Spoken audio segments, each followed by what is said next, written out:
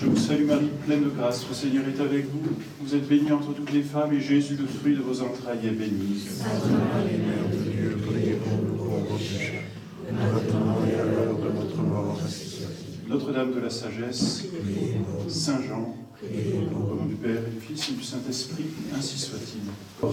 À partir de maintenant, notre Seigneur entre en scène. Ce sera plus agréable, plus sympathique. Je vais donc continuer l'évangile de Saint Jean, vous raconter, j'ai envie de dire, peut-être la façon la plus vivante possible, les interventions de notre Seigneur. Le but, c'est pas simplement de lire, c'est pas simplement, je dirais, de regarder, c'est de vivre aussi, d'essayer de nous mettre dans la scène et de vivre. Et au fur et à mesure que notre Seigneur parle, de faire en sorte qu'il nous parle, à chacun d'entre nous, personnellement. C'est-à-dire, c'est pas ce qu'il a dit, c'est ce qu'il m'a dit. C'est ça le plus important. Et alors, juste après l'épisode de ce matin, on a vu Saint Jean-Baptiste. Donc on a considéré Saint Jean-Baptiste au bord du Jourdain, il est en train de baptiser. Et puis notre Seigneur approche. Saint Jean-Baptiste et notre Seigneur, vous savez, il y a ces tableaux qui le représentent enfants. On voit Notre-Dame avec les deux enfants, ou les deux enfants tout seuls. Je ne sais pas dans quelle mesure ils se sont vus, ils ont parlé entre eux. L'Évangile ne dit rien, on ne sait pas de l'intimité qui existait entre l'un et l'autre. On sait que notre Seigneur a quand même vécu une vie cachée jusqu'à 30 ans. On sait que Saint Jean-Baptiste très vite est allé dans le désert. Donc pas sûr qu'il se soit connu tant que ça et si bien que cela. Ce qui est certain, c'est que quand notre Seigneur apparaît au bord du Jourdain, Saint Jean-Baptiste est là, il a ses disciples autour de lui, il est en train de baptiser, il prêche le baptême de pénitence, c'est-à-dire il prêche la pénitence, tout ce que l'on a vu ce matin. Et puis tout à coup un homme passe, mais je vous dis tout à coup, mais en réalité il en passe des quantités de personnes. On arrivait de Jérusalem assez facilement, c'était pas si loin. La preuve dans l'Évangile, vous vous souvenez, pendant le dimanche d'Avent, on envoie des émissaires, donc c'est pas un voyage difficile à faire que d'aller voir Saint Jean-Baptiste. Mais voilà qu'un homme passe, et donc c'est quand même classique, courant, et à ce moment-là, Saint Jean-Baptiste arrête tout. Il le regarde, et il le reconnaît. Par une inspiration du Saint-Esprit, c'est évident. Mais il le reconnaît aussitôt. Alors ici, on est donc toujours dans l'Évangile de Saint Jean, si vous avez votre Bible avec vous. C'est toujours difficile de trouver... il en passe, j'ai trouvé ce petit fascicule où j'ai les 4 évangiles, donc j'y tiens un peu comme la prunelle de mes yeux, mais avec le temps, bon... voilà, parfois, il y a des petits fascicules qui existent juste avec un évangile, Saint Matthieu, Saint Marc. C'est pas toujours évident à trouver. Puis parfois, on est obligé de prendre sa grosse Bible. Heureusement, elle existe en un tome, mais il y en a quelques-unes qui existent en 12 tomes. C'est pas toujours évident de se balader avec un évangile. Si vous avez le bonheur de trouver des petits évangiles, j'ai envie de dire, sautez dessus, c'est du pain béni. Alors là, on est toujours dans le chapitre 1, premier de Saint Jean. C'est promis, on avance après. Mais il est long, ce chapitre. Et on est au verset donc 35 à 51. C'est la première apparition de notre Seigneur, première apparition publique.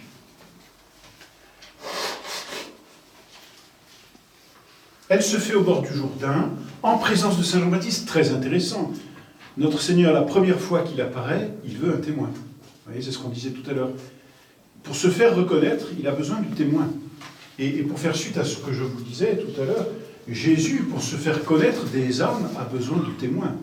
Et donc, il a besoin de nous, on y reviendra certainement, mais il a besoin de nous pour se faire connaître des âmes qui ne le connaissent pas. Notre témoignage, c'est pas forcément la parole, c'est pas forcément tout ce que l'on va dire, c'est notre façon de vivre, c'est notre façon de réagir aux événements. Tout cela, ce sont des témoignages, vous voyez, de notre appartenance à Jésus, et ce sont des témoignages, c'est-à-dire nous illuminons ou nous réfléchissons la lumière que nous portons. Donc là, la première fois que Jésus apparaît, il veut un témoin. Et ce témoin, c'est le témoin privilégié, l'apôtre par excellence, c'est Saint Jean-Baptiste. Saint Jean-Baptiste le voit, il aurait pu se dire « ça y est, ma carrière est finie ». Parce que c'est ce qui se passe. Hein. Sa carrière est terminée, Saint Jean-Baptiste. À partir du moment où notre Seigneur arrive, ses disciples vont partir. Et pourtant, Saint Jean-Baptiste ne s'arrête pas à lui-même. Aussitôt qu'il le voit, donc le lendemain, c'est comme ça que nous présente ça Saint Jean, le lendemain, Jean se trouvait encore là avec 2 de ses disciples, et ayant regardé Jésus qui passait, il dit « Voici l'agneau de Dieu ». Premier témoignage, « Ecce agnus Dei ». Et cette phrase, on la redit tous les jours à la messe, c'est très joli. « Ecce agnus Dei ». Nous, ça va bien, vous l'entendez, vous avez l'habitude, on se frappe la poitrine, « Ecce agnus Dei, quitolis peccata mundi », on répond, bon. Enfin, c'est quand même, je ne sais pas, mais c'est quand même curieux, vous imaginez bien. En fait, Saint Jean-Baptiste montre un homme et dit c'est un agneau, c'est l'agneau de Dieu. Nous, ça va, parce qu'on l'entend tous les jours, on est habitué. Enfin, vous imaginez, c'est l'agneau de Dieu. Quand Saint Jean-Baptiste appelle par un nom d'animal, c'est le cas de le dire, notre Seigneur Jésus-Christ, c'est l'agneau de Dieu. Ecce agnus Dei. Et en fait, c'est une grande signification pour les Juifs, parce que l'agneau, c'est l'animal du sacrifice. À Pâques, on offrait des agneaux. C'est l'animal du sacrifice. Donc quand Saint Jean-Baptiste désigne notre Seigneur, c'est très incroyable. Il le désigne déjà par sa mission qu'il accomplira sur la terre, c'est d'être celui qui sera sacrifié. C'est-à-dire le rédempteur du genre humain. C'est ça que ça veut dire. Puisque le sacrifice réparait le péché. Et puis le sacrifice rendait grâce à Dieu. Enfin, bon, bref, tout le sacrifice avait vraiment cette fonction, et elle a toujours cette fonction centrale dans le culte. Et là, Saint Jean-Baptiste désigne notre Seigneur, il dit « Voici l'agneau de Dieu ». Les apôtres auraient pu dire « Qu'est-ce que tu racontes ? On n'a jamais entendu parler de quelqu'un parler comme ça ». Pas du tout. Pas du tout. Les apôtres comprennent parce qu'ils connaissent l'Ancien Testament, parce qu'ils vivent de ces mystères, parce qu'ils vivent du culte, parce que Jérusalem n'est pas loin, on a l'habitude de toutes ces choses-là. Voici l'agneau de Dieu, vous voyez. Et, phrase d'Isaïe, comme un agneau que l'on mène à l'abattoir, toutes ces paroles, les apôtres le connaissent, donc ça fait tilt dans leur tête. Voici donc l'agneau de Dieu. Et alors que se passe-t-il ? Les 2 disciples l'entendirent parler et ils suivirent Jésus. C'est là où l'abandon a quelque chose de cruel. Saint Jean-Baptiste perd 2 de ses disciples. On en a parlé ce matin. Et vous voyez, il y a une attache bien plus grande à la vérité qu'à lui-même. Et la vérité est toujours préférable à tout le reste. C'est la leçon ici que nous donne Saint Jean-Baptiste. C'est lui l'agneau de Dieu, c'est lui qu'il faut suivre. Moi, je n'étais qu'un intermédiaire. Et la vérité est préférable à tout le reste. Avec tout le respect que l'on doit, même aux autres, la vérité a le dessus sur tout. On y reviendra sur cette vérité. Il y a un passage d'Aristote, je crois que c'est dans les Éthiques, où Aristote, vous savez, a eu comme maître Platon. Et ce lien de maître à disciple est quelque chose de très fort. Et puis dans les Éthiques, Aristote rapporte une opinion de Platon qui est un petit peu fausse, enfin qui est complètement fausse, disons-le même. Et on sent Aristote gêné, parce que c'est son maître, et qu'il aime son maître. Et il a cette petite phrase dans les Éthiques, qui n'a rien à voir avec l'éthique, quoi, mais il dit « L'amour de la vérité doit être préférable à l'amour du maître ». Et il ajoute « Et tout ami que le maître reste », je le traduis comme ça, si vous voulez, la vérité reste préférable. Donc, vous voyez, il ne nie pas l'amitié qu'il a pour son maître, mais en fait, cette amitié qu'il a pour son maître va jusqu'à la vérité. Et ça, la première leçon ici que l'on doit retenir, c'est l'amour de la vérité. La vérité, c'est pas un truc, vous voyez, désincarné, c'est pas forcément des théories fumeuses, fumantes ou incompréhensibles. Ici, la vérité, elle se présente sous l'aspect le plus simple possible, c'est Jésus. Jésus qui dira lui-même, de lui-même, « Je suis la vérité ». En fait, l'amour de Jésus-Christ doit passer au-dessus de toute chose. Et alors là, on assiste à la vocation des apôtres.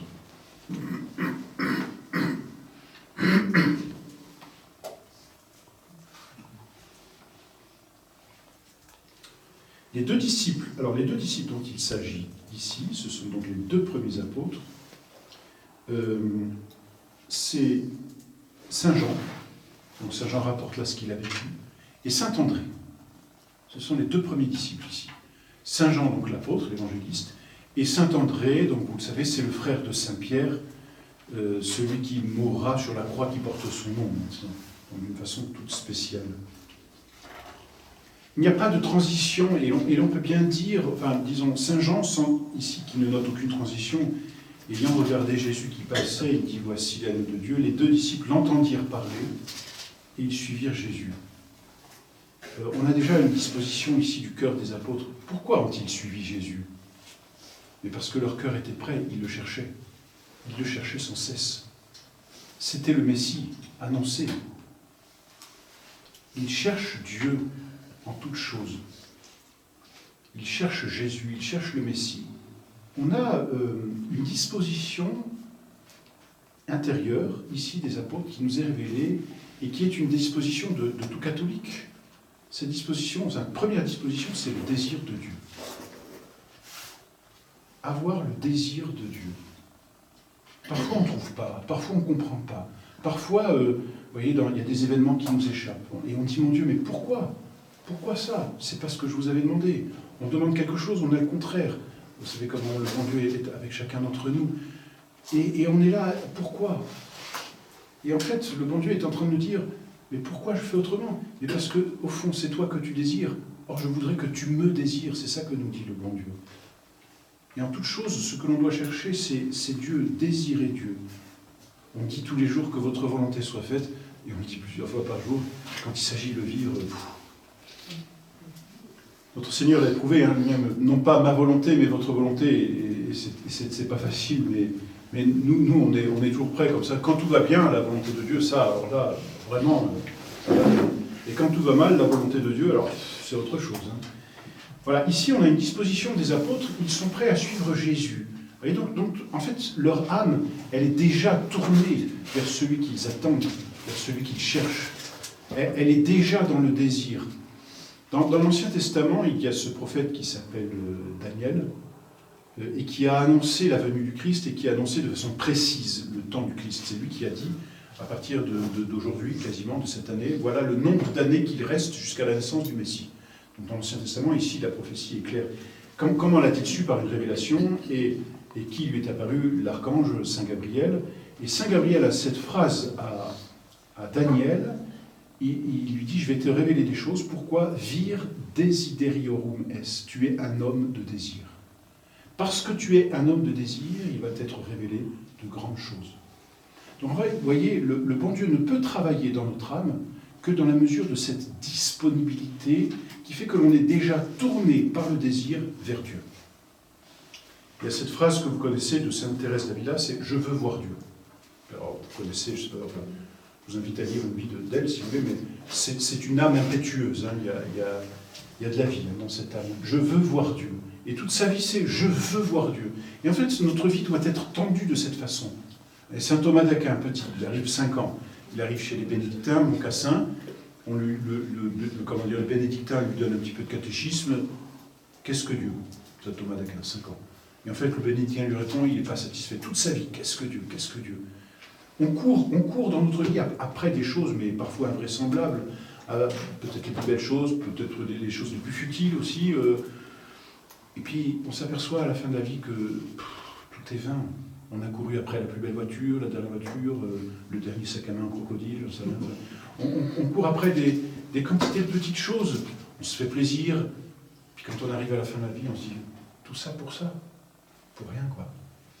Tant mieux d'ailleurs, si on est capable de le dire. Mais vous voyez, les désirs que l'on est capable d'avoir dans notre vie, ils sont nombreux. Et de toute façon, les désirs nous font vivre. Donc c'est important d'en avoir. Mais le désir qui doit nous faire vivre par excellence, c'est le désir de Dieu. Et là, ces deux apôtres, Saint Pierre, Saint Jean, sont auprès de Saint Jean-Baptiste, mais ils savent que Saint Jean-Baptiste, ça ne s'arrête pas à Saint Jean-Baptiste. Ils savent qu'il y a autre chose après, et ils l'attendent. Et le Messie passe, et il arrive. Et quand Saint Jean-Baptiste dit « Voici l'agneau de Dieu », alors là, Saint-André et Saint-Jean disaient à Saint Jean-Baptiste « Merci », et bien au revoir, quoi. On s'en va, on a trouvé le maître. On a enfin trouvé le maître. Quelle humilité, on l'a déjà dit ce matin pour Saint Jean-Baptiste, mais quelle docilité aussi de la part de ces deux apôtres. Une autre qualité qui nous est donnée, sur laquelle on peut insister, parce que la phrase, elle est brutale, c'est le verset 37. Les deux disciples entendirent parler et ils suivirent Jésus. Une autre qualité que je voudrais souligner ici, c'est la simplicité. C'est toujours dur de parler de simplicité. On est compliqué, quand on dit soyez simple, vous savez, les enfants sont à l'école, on dit un peu compliqué, soyez plus simple. Ils viennent voir, ils disent on fait comment pour être simple? Et c'est vrai que c'est toujours compliqué à expliquer d'être simple, parce que être simple, c'est simple, quoi. Donc ça s'explique pas. Plus une chose est simple, plus elle est difficile à définir. Être simple, on peut dire que ça veut dire ne pas être composé. Ne pas être composé, ça veut dire ne pas être divisé.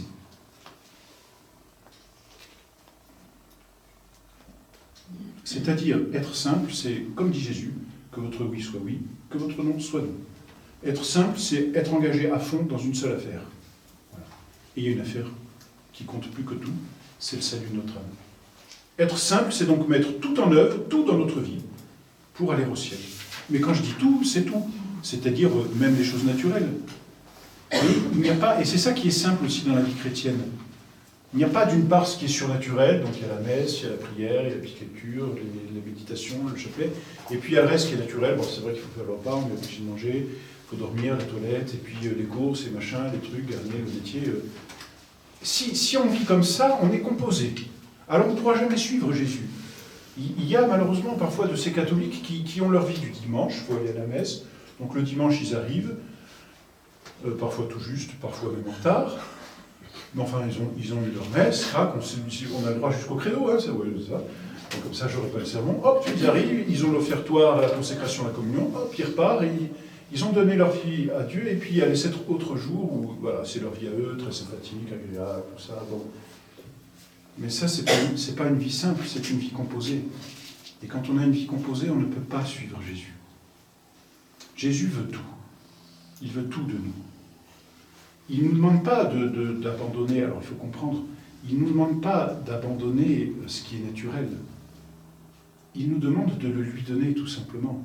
Il nous dit pas, maintenant tu es à moi, tu dois être surnaturel, donc tu passes ton temps en prière, les repas, t'en fais le moins possible. Hein, normalement, vous connaissez Saint Nicolas de Flux, je crois qu'il se nourrissait d'une pomme par jour.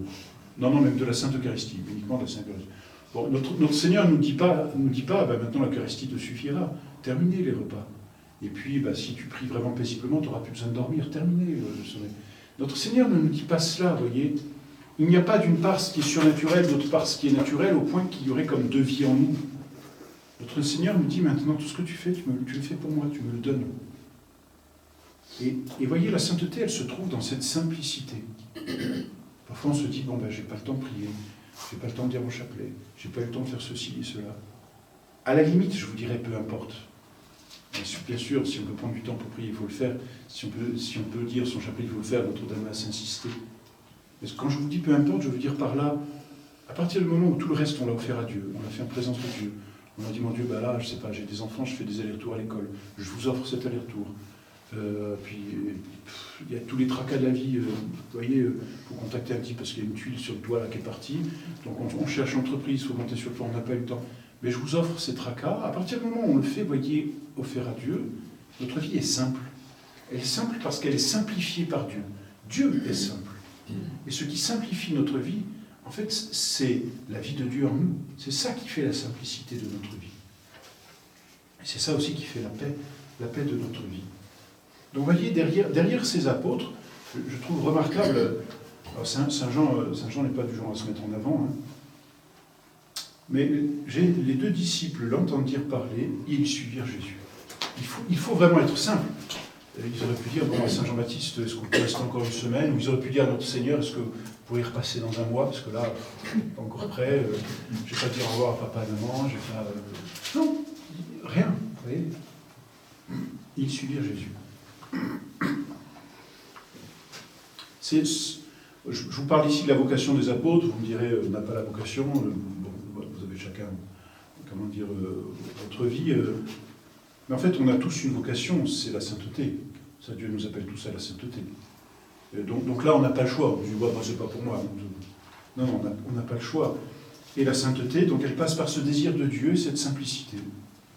On a un psaume que, on dit les semaines, c'est le samedi, paratus sum, domine paratus sum. Seigneur, je suis prêt, oui, Seigneur, je suis prêt. Prêt. Prêt à tout. Alors c'est beau, j'aime bien ici, là c'est la vocation des 2 premiers apôtres, c'est presque une partie de ping-pong, parce que, donc voici l'agneau de Dieu, les 2 apôtres vont suivre Jésus, et Jésus continue de marcher. Alors c'est beau, parce qu'ici il y a aussi toute une symbolique, Jésus marche devant, les apôtres suivent, c'est ça aussi toute notre vie, notre sainteté, suivre Jésus, marcher dans les pas de Jésus. Mais voilà comment dit Saint Jean. Donc les 2 disciples, c'est verset 37-38 et la suite, les 2 disciples entendirent parler et ils suivirent Jésus. Et Jésus s'étant retourné. J'aime cette condescendance de Jésus. J'aime cette simplicité avec laquelle Jésus voit le désir des 2 apôtres. Ils sont derrière, ils le voient pour la première fois. Bon, si on y va, on n'y va pas. Vous imaginez tous les 2, t'as vu, il est bizarre, t'as déjà parlé avec lui, non, j'ai jamais parlé. Mais parce que ça a dû se passer comme ça. Enfin, imaginez dans votre vie, notre Seigneur passe, vous le voyez pour la première fois, il dit je le suis pas, c'est bien lui, c'est lui. Enfin, alors, eux ont eu Saint Jean-Baptiste, donc c'était facile. Et puis il part, quoi. Et les apôtres disent, bon, bah, et ils y vont. Et entre eux, ils ont dit se dire, bon, qu'est-ce qu'on fait? Notre Seigneur est bon, notre Seigneur se retourne. Et notez l'importance de notre Seigneur qui aime à regarder ceux qu'il aime, justement. Dans l'Évangile, on note plusieurs fois les regards de Jésus. Je ne vais pas m'arrêter cette fois-ci sur les regards de Jésus, mais Jésus, s'étant retourné et voyant qu'il le suivait, vous voyez quelle attention de Jésus pour ces 2 apôtres, et voyant qu'il le suivait. Jésus voit tous nos bons désirs, ça doit nous réconforter. Jésus voit tous nos bons désirs, il voit tout en nous. Et en fait, il est bon, il leur dit, que cherchez-vous? Vous voyez, il aurait pu dire, vous faites quoi ici? Que cherchez-vous? Il les provoque un peu, mais en même temps, il les attire. Que cherchez-vous? Et en plus, vous voyez, c'est Jésus qui parle le premier. C'est Jésus qui facilite toujours. Vous vous souvenez, là, même après le péché originel, Adam et Ève sont dans le paradis, pas très fiers. Dieu apparaît, je ne sais pas comment, enfin Dieu apparaît comme il en avait l'habitude, il les cherche. Adam, Adam, où es-tu? Et c'est Dieu qui parle le premier à chaque fois. C'est toujours Dieu qui fait le premier pas.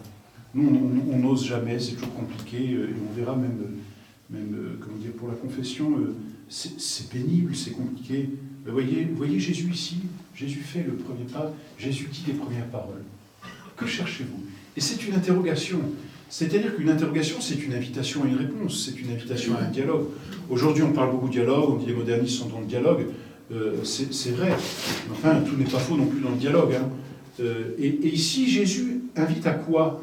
Eh bien, il invite à une certaine réciprocité, parce que c'est ça la question, répondez-moi, et on va parler. Et parler ensemble, ben, c'est créer une intimité. Vous voyez, donc Jésus invite à l'intimité ici. Que cherchez-vous? Ils lui répondirent, Rabbi, ce qui signifie maître, où demeurez-vous? Alors ça, c'est incroyable. C'est vraiment incroyable, où demeurez-vous? Ils répondent par une question, là, ils sont malins. Mais en plus, c'est Saint Jean qui écrit, et c'est un évangile qui est ému, et qui se souvient de tout cela. Il y a aussi beaucoup de symboles derrière. Mais d'abord, il l'appelle Rabbi. Les apôtres n'ont pas encore tout quitté, donc ils ne savent pas trop ce qu'il faut demander, ils ne savent pas trop ce qui va se passer, mais ils veulent savoir. On voit qu'il y a ici une soif de Dieu. Où demeurez-vous? Et alors, chez Saint Jean, cette question n'est pas non plus vaine, surtout après toute la maturité qu'il a. Vous savez bien où demeure Jésus? Dans le Père, dans le sein du Père. Au commencement était le Verbe, et le Verbe était auprès de Dieu, et le Verbe était en Dieu. Et en fait, toute notre vie, elle doit tendre vers cette demeure éternelle. Où demeurez-vous? C'est quoi le ciel? Je veux le ciel. C'est vrai qu'on prêche souvent sur l'enfer, ça fait peur. On prêche assez souvent peut-être aussi sur le purgatoire. Malheureusement, on prêche trop peu souvent sur le ciel. Je trouve ça très dommage. Alors c'est sûr qu'on ne sait pas trop quoi en dire non plus, mais en fait c'est ça qu'on désire. Je pense qu'on désire tous ici le ciel. Et pour le désirer, c'est comment le ciel? Et qui va nous décrire le ciel? C'est l'Apocalypse de Saint Jean. Relisez ces petits passages dans l'Apocalypse où Saint Jean nous décrit le feu d'artifice du ciel, parce que c'est un vrai feu d'artifice, quoi.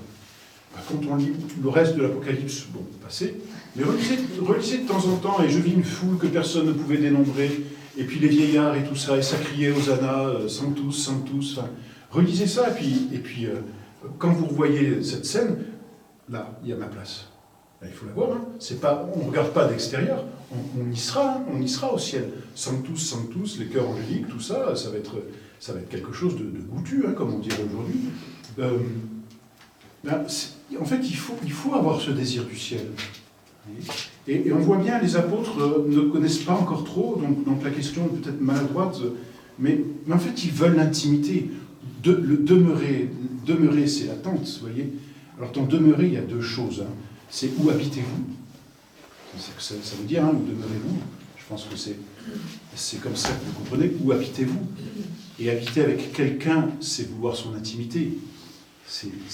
Donc là, il y a une recherche d'intimité, et c'est toute la vie chrétienne. Mais demeurer, je ne sais pas si vous vous souvenez, le plus ancien, c'est peut-être un peu loin, des cours de grammaire, on apprenait des verbes d'état. Un verbe d'état, être, paraître, demeurer. Demeurer, ça veut dire être, c'est un verbe d'état. Ça veut dire qu'est-ce que vous êtes aussi. Vous voyez, le où demeurez-vous et les qu'est-ce que vous êtes ici sont fusionnés dans la même question. Vous voyez, cette soif qu'il y a chez les apôtres, et ça c'est la soif que nous devrions avoir chaque fois que nous approchons du tabernacle. Où demeurez-vous, quoi? Où est-ce que vous êtes? Qu'est-ce que vous êtes? Et ça, c'est la réponse de toute notre vie. La réponse de toute nos vies, ce sera le ciel.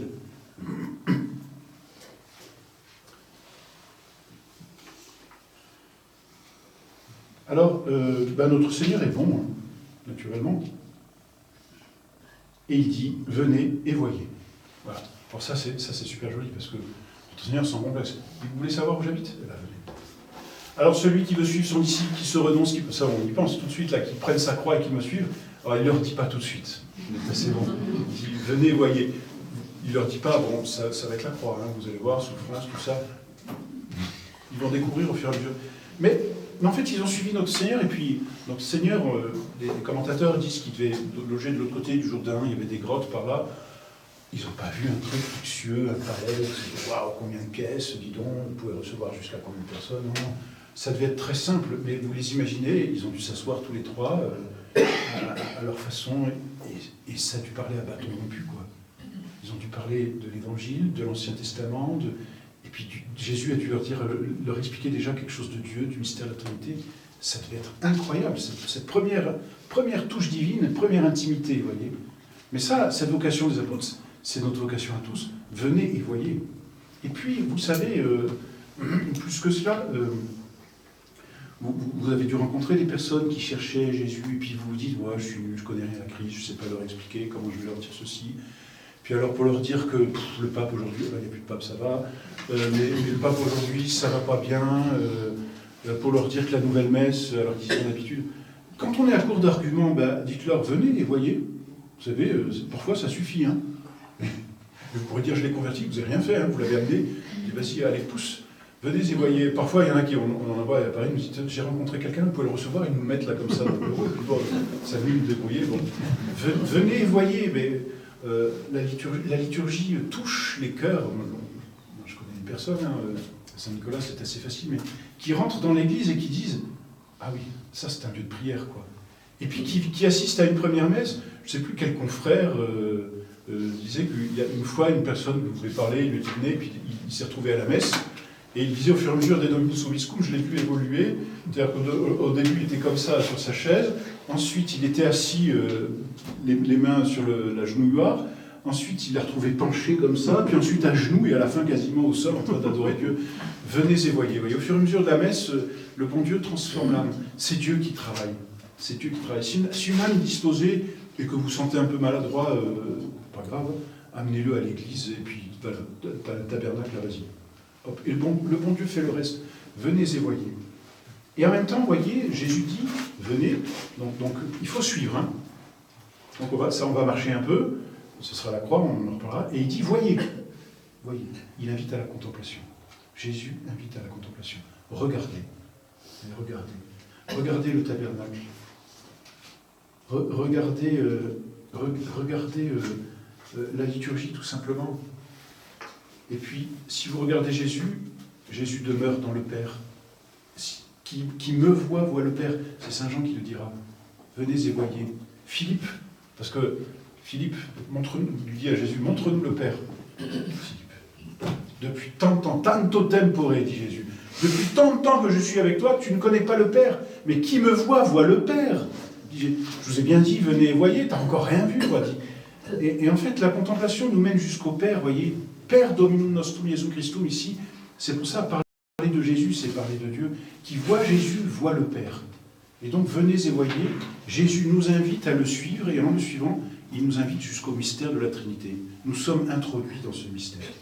Bon, je passe pour ne pas faire trop long, mais ça, ce sont les premières vocations.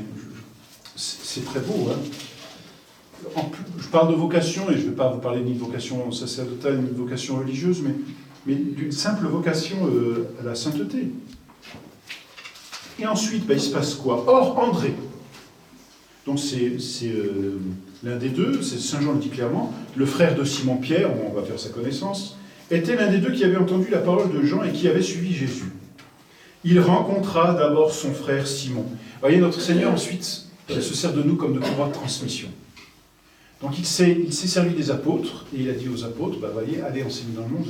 Et à chacun d'entre nous, dans la mesure de notre intimité avec Dieu, Dieu nous dit, allez, à toi maintenant de me les apporter.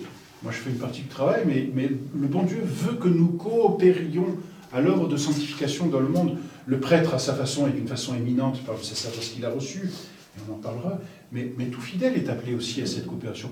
On ne dit pas, moi je suis fidèle, c'est pas mon problème, c'est quand même le curé de travailler. Non, tout fidèle doit être capable de dire qu'il a vu le Messie, quoi. Alors, il rencontra, donc c'est le verset 41, il rencontra d'abord son frère, Simon, et il lui dit, nous avons trouvé le Messie. C'est formidable, hein, ce qui se traduit par le Christ. Nous avons trouvé le Messie. Alors, pour nous, c'est plus facile, et quand on est catholique, baigné dans la tradition depuis notre plus tendre enfance, on a plus de respect humain qu'un converti. Alors, comme je ne sais pas qui est converti ou pas ici, je ne vise personne, rassurez-vous, mais vous avez, ceux qui sont convertis, mais le zèle des convertis, moi, m'a toujours été un reproche vivant, d'ailleurs. J'ai quand même la soutane, donc c'est quand même plus facile de ne pas avoir de respect humain, parce que quand on se balade avec la soutane, tout le monde nous voit. Alors, vous me direz aujourd'hui, dans le monde, c'est pas choquant, puisqu'on est aussi... ça fait aussi uberlu que d'autres. Et moi, je reste toujours étonné de ces convertis qui découvrent la foi, qui sont baptisés, et qui ne peuvent pas faire autrement que d'aller voir leurs copains et dire j'ai trouvé la foi, quoi, viens. C'est magnifique. Et c'est ce que fait ici Saint-André. Il va voir son frère, Simon-Pierre, et il dit on a trouvé le Messie. On l'a trouvé, quoi. Ça devrait être un peu notre réflexe, quoi. Alors, c'est difficile, on n'ose pas parler du bon Dieu, comment il va le prendre. À la limite, tant pis la façon dont il le prend. On a trouvé le Messie, nous, on l'a trouvé. Il est là, dans le tabernacle, il vient. Parfois, c'est un échec, parfois pas, mais voilà, n'hésitez pas avec cette simplicité. Moi, j'ai trouvé la solution. Je vous en parlerai, je ne sais pas quand, plus tard, de la problème du mal, mais j'ai trouvé la solution du mal. Viens et vois. Viens à l'église, tu vas voir. Après, ceux qui ne veulent pas, qu'est-ce que voulez-vous, on ne peut rien faire, malheureusement. Mais quand on aura pu servir d'instrument, le bon Dieu nous saura nous récompenser, ça c'est sûr. Et alors, qu'est-ce qu'il fait? Et il l'amena à Jésus. Et là, notez, Jésus l'ayant regardé. Jésus regarde Saint-Pierre. Puis alors, on imagine bien, le regard de notre Seigneur, c'est un regard transperçant. On se sent mis à nu dans notre âme quand Jésus regarde. Il l'amena à Jésus. Donc, vous voyez, encore une fois, je souligne rapidement la disponibilité de Saint-Pierre. Saint-Pierre aurait pu dire à ces gens-là, écoute, ça fait des années, des milliers d'années qu'on l'attend, qu'est-ce que tu me racontes là? Non. Saint-Pierre a une telle soif du Christ qu'il n'hésite pas. Il est dans cette même attitude, vous voyez, de désir et de simplicité dont je vous parlais. Alors il le suit et notre Seigneur le regarde. Il le regarde et notre Seigneur, quand il regarde, il voit tout. Il voit ce que nous sommes. Il ne voit pas ce que nous avons. Il ne voit pas, enfin si, il voit ce que nous avons, il voit ce que nous faisons. Mais il voit plus que cela. Il voit notre fibre, ce qui est défini. Et il lui dit, toi, tu es Simon, fils de Jean. C'est aussi incroyable parce que... Comment tu me connais, quoi. Et il lui dit ce qu'il est, et il lui dit ce qu'il fera. Il lui dit, tu es un homme, Simon, fils de Jean. C'est-à-dire, tu es faible, tu es un pécheur. C'est ça que ça veut dire. Saint-Pierre le comprendra plus tard. Et il lui dit autre chose. Tu seras appelé Céphas, ce qui se traduit Pierre. Mais avec moi, tu auras une mission qui te rendra fort. Et notre Seigneur ici révèle quelque chose de la faiblesse de notre humanité et de notre force en lui, en Jésus-Christ. et il lui prédit sa mission. Je passe sur cette vocation de Saint-Pierre, mais voyez, même disponibilité, regard encore de notre Seigneur. Et vous savez, là, c'est la première fois que Jésus regarde Saint-Pierre, et vous vous souvenez d'un autre regard qui fera pleurer Saint-Pierre. Jésus le regarda, et il sortit, et il pleura amèrement. Un seul regard de notre Seigneur. Ça veut dire, disons, la pénétration, et en même temps la bonté qu'il devait y avoir dans ce regard. En fait, notre Seigneur a conquis les âmes ici d'un seul regard. Vous me direz, il était Dieu. Bah oui, mais justement, plus notre regard, en tout cas intérieur, est porté sur notre Seigneur, plus il transpercera aussi les âmes qui nous entourent. C'est pas fini, alors vous m'excuserez, il reste 10 minutes. Il y a encore d'autres vocations. Je crois que c'est aujourd'hui que commence la neuvaine pour les vocations. Seigneur, donnez-nous des prêtres, Seigneur, donnez-nous de saints prêtres. Et là c'est une cascade, hein, je sais pas, 12 d'un coup. Hein.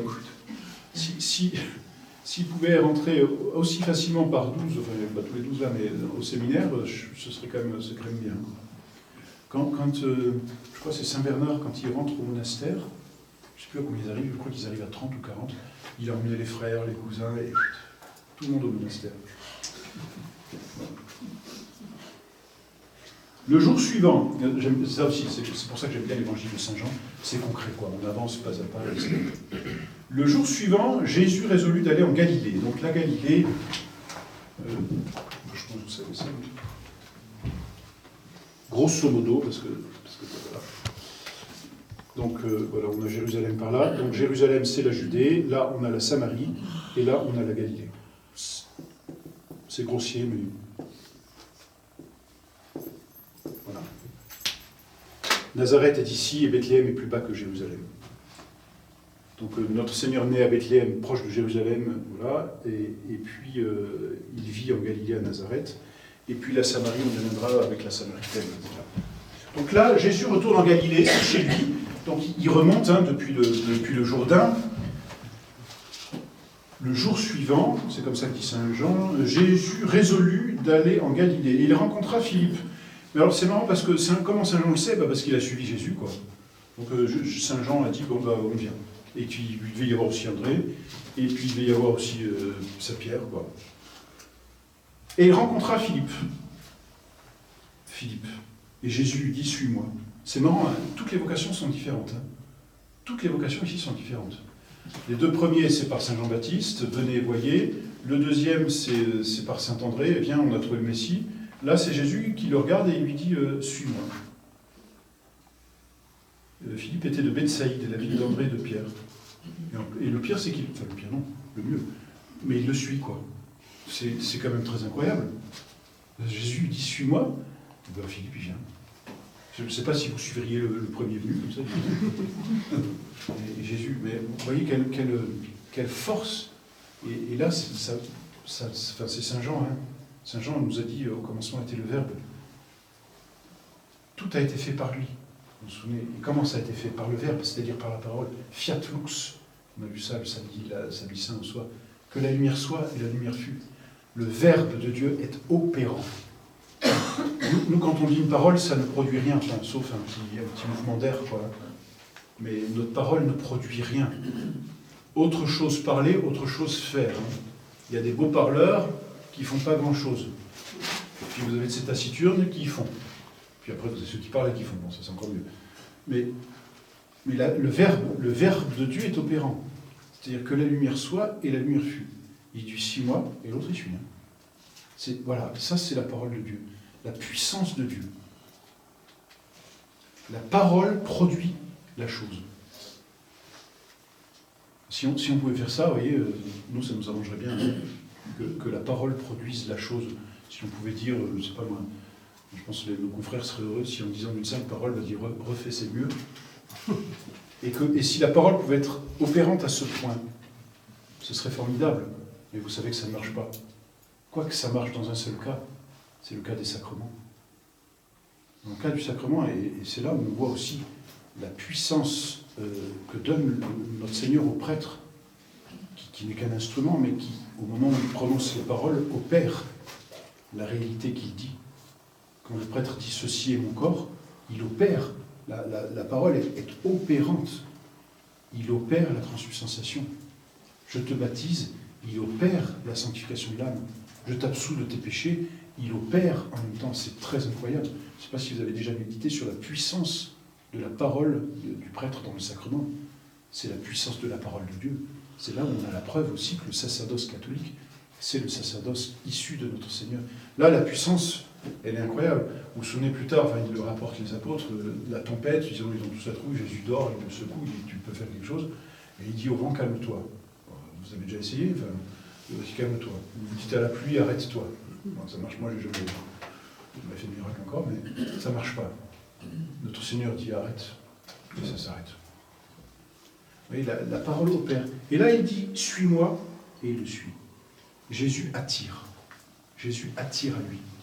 C'est un aimant. J'aime bien ce mot d'aimant, parce qu'un aimant, c'est ce qui attire. Mais comment Jésus attire à lui? Par l'amour aussi.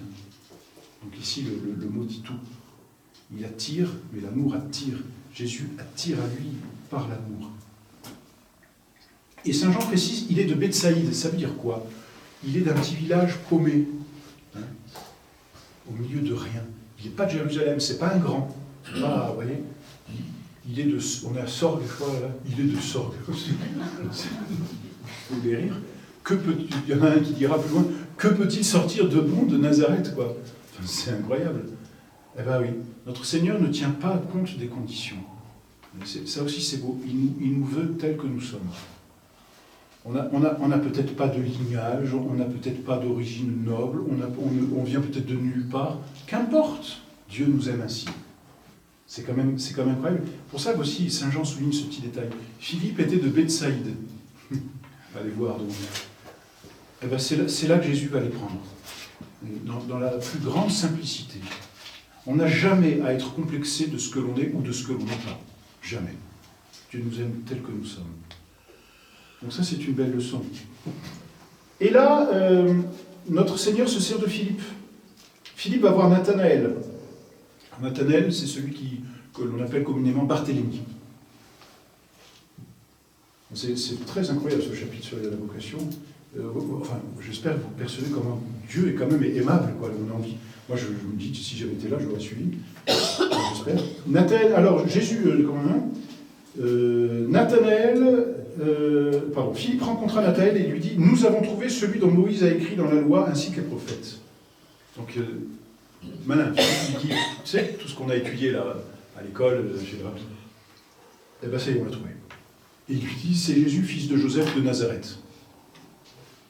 Nathanaël le regarde, et il dit, peut-il sortir de Nazareth quelque chose de bon? Ça commence mal, la vocation de Nathanaël, ça commence plutôt mal. Bon, donc il dit à Philippe, à d'autres, Nazareth, si je ne m'abuse, n'est jamais mentionné dans l'Ancien Testament. Si je ne m'abuse. Donc c'est vous dire que, eh ben, ils connaissaient l'Ancien Testament par cœur, ils l'apprenaient par cœur, puisqu'il n'y avait pas de version, pas beaucoup de versions écrites. Donc Nazareth, vous savez, le moteur de recherche dans la Bible, Nazareth, nulle part. Nulle part, quoi. Jésus vient de Nazareth. Peut-il sortir quelque chose de bon? Philippe lui dit, vous voulez savoir la réponse? Il ne discute pas, ça ne sert à rien. Et il lui dit, viens et vois. Voilà. Viens et vois. C'est incroyable. Vous voyez cet amour qui va au plus pressé. On ne prend pas d'argument, il ne lui a pas dit, bon, il a fait un miracle, il a fait ceci, il dit, bon, bah viens et vois, quoi. Ne discute pas, tu verras par toi-même. Viens et vois. Jésus fit venir vers lui Nathanaël. Là encore, il vit venir vers lui Nathanaël. Il y a toujours cette condescendance du bon Dieu qui regarde et qui est toujours prêt à recevoir une âme bien disposée. Ici, plus ou moins bien disposée, mais tout de même bien disposée. Il suit Philippe, il dit, bon, je vais voir quand même, quoi. Donc il y a une disposition. Vous voyez, on n'a pas besoin d'être saint pour approcher de Jésus, ça faut vraiment sortir ça de la tête.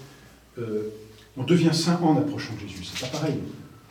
On n'a pas besoin d'être saint pour approcher de Jésus, c'est ça qui est formidable. Donc il le vit, et il dit, alors vous imaginez, il y a Saint-Pierre, il y a Saint-André, il y a Saint-Jean, je ne sais pas si Jacques est déjà là, Saint-Jean est très, il dit rien sur son frère, et il dit, voilà vraiment un vrai Israélite, parce qu'il n'y a pas d'artifice en lui. Il est droit. C'est un vrai. Pour vous dire, pour que notre Seigneur le souligne, c'est que ça devait être rare. Hein. Là, là, c'est un vrai. Qu'est-ce que ça veut dire, il n'y a pas d'artifice? Ça veut dire qu'il cherche Dieu de tout son cœur. Lui, il cherche le Messie de tout son cœur. Il doute. Il y a un doute, c'est vrai.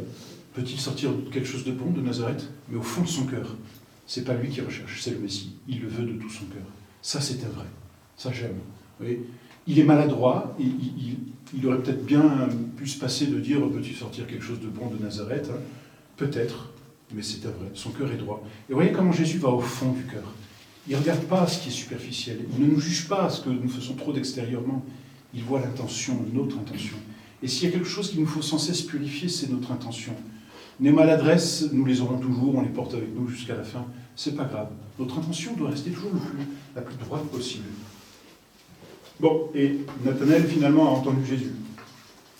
En lui, nul artifice. Alors Nathanaël est quand même surpris. Il lui dit, d'où me connaissez-vous? Et Nathanaël a douté. Jésus va lui dire, là tu n'as plus à douter. Et donc il lui répond, avant que Philippe t'appelât, lorsque tu étais sous le figuier, je t'ai vu. L'évangéliste est sobre et peut-être vaut-il mieux le rester. Que s'est-il passé sous le figuier? Que faisait Nathanaël tout seul sous le figuier? Nathanaël seul le sait. Jésus, avec une grande pudeur, lui dit qu'il le sait, mais il ne dit pas devant les autres. Vous voyez aussi la bonté ici du bon Dieu. Je ne sais pas si Nathanaël faisait quelque chose de bien ou de mal, hein, mais voyez la discrétion là, de notre Seigneur à l'égard de Nathanaël. À la fois, notre Seigneur lui montre qu'il est Dieu, qu'il sait tout et qu'il voit jusqu'au plus profond de son âme, et à la fois, notre Seigneur garde cette pudeur de ne rien révéler devant les autres, et avec une grande discrétion. Il faut avoir un grand amour des âmes pour être capable à la fois de dire « je te pénètre » et à la fois ça reste un secret intime. C'est très beau, vous voyez, ce respect de l'âme que Jésus a. Un grand respect. Et alors là, ni une ni deux. Alors là, on voit que c'est un vrai. Nathanaël lui répondit, Rabbi, et il dit, vous êtes le Fils de Dieu. Ça, Saint Jean ne l'a pas dit, hein. Saint Pierre ne l'a pas dit. Personne n'a dit. Il dit, vous êtes le Fils de Dieu, et il dit, vous êtes le roi d'Israël. Donc il dit la divinité et la royauté de Jésus. C'est quand même incroyable en une rencontre. Hein. On peut bien comprendre que ce soit un vrai Israélite. Il connaissait l'Écriture et il savait à qui il devait avoir affaire. Dieu lui-même, roi d'Israël. Et Jésus lui répartit avec bonté, hein, parce que je t'ai dit, je t'ai vu sous le figuier, tu crois, tu verras de plus grandes choses que celles-là. Et il ajouta, en vérité, je vous le dis, vous verrez désormais le ciel ouvert et les anges de Dieu montant et descendant sur le Fils de l'homme. Et Jésus donc leur promet de très belles choses. Ce qui est très drôle, c'est qu'il leur promet ces belles choses et il leur cache la croix, pour l'instant, parce qu'ils ne sont pas aptes à comprendre. Il y a toute une pédagogie. Avant de voir le sacrifice, il faut regarder le ciel. Le sacrifice ne vaut la peine que quand on a vu le ciel. Méditer, contempler la beauté, la richesse de Dieu, du ciel, c'est ça qui nous motive à nous sacrifier. C'est quand une mère a goûté l'amour que Dieu met dans un cœur, l'amour pour son enfant, qu'elle est capable de se sacrifier pour ses enfants. Il faut avoir goûté à l'amour, et même pour des époux. Les sacrifices que les époux se consentent mutuellement ne sont possibles que parce qu'ils ont goûté à cet amour, à cette plénitude, à cette force que donne l'amour dans une âme. Et Jésus, là, les éduque à l'amour. Et c'est ça qui est aussi très beau. Jésus les éduque à l'amour, et c'est en les éduquant à l'amour qu'il va leur apporter le sacrifice. Il n'a pas dit à Nathanaël, vous savez comment est mort Barthélemy, Saint Barthélemy, on l'a dépecé. C'est quand même pas ce qui est le plus glorieux. Saint Pierre, mort la tête en bas. Enfin, Jésus n'a pas dit à Nathanaël, Nathanaël, je t'ai vu sous le figuier, et je t'annonce tout de suite, là, tout de go, que tu vas mourir dépecé. Ça donne plus envie de le suivre. Mais c'est là aussi où, même dans nos vies, et même par rapport aux autres, ne jugeons pas les sacrifices ou les non-sacrifices que nous pouvons faire ou que ne peuvent pas faire les autres. La mesure de nos sacrifices dépend de la mesure de l'amour.